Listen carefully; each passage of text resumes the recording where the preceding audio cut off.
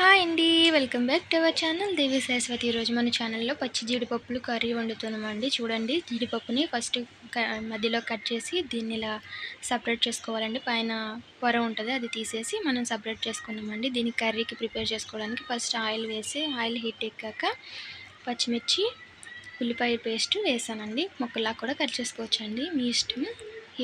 ఈ రెండు వేసి బాగా వేగాక మనం సపరేట్ చేసుకున్న జీడిపప్పుల్ని, పచ్చి జీడి గింజల్ని వేసేయాలండి. జీడిపప్పుని వేసేసి బాగా వేయించుకుంటూ కలుపుకోవాలండి.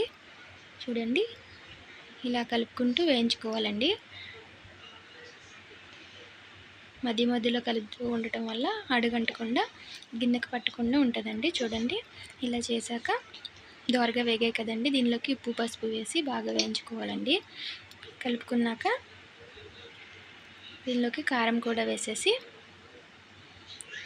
కలుపుకోవాలండి. కలుపుకున్నాక దీనిలో కొద్దిగా వాటర్ పోసి ఉడికించుకోవాలండి, జీడిపప్పులు ఉడికే వరకు. ఈ సీజన్లో ఎక్కువగా జీడిపప్పు పంట వస్తుంది కదండి, మనం ఎండువే వండుకుంటాము, కానీ పచ్చి చాలా తక్కువ అండి, రేరు. ఎవరికైనా దొరికితే ఇలా ట్రై చేయండి, చాలా బాగుంటాయండి. దీనిలోకి అల్లం వెల్లుల్లి పేస్ట్ కూడా వేసుకోవాలండి. అల్లం వెల్లుల్లి పేస్ట్, కొద్దిగా కొత్తిమీర వేసుకొని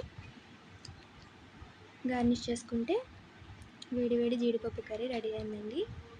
ఇలాంటి మోర్ వీడియోస్ కోసం సబ్స్క్రైబ్ చేయండి Devi Saraswati channel. Thank you for watching.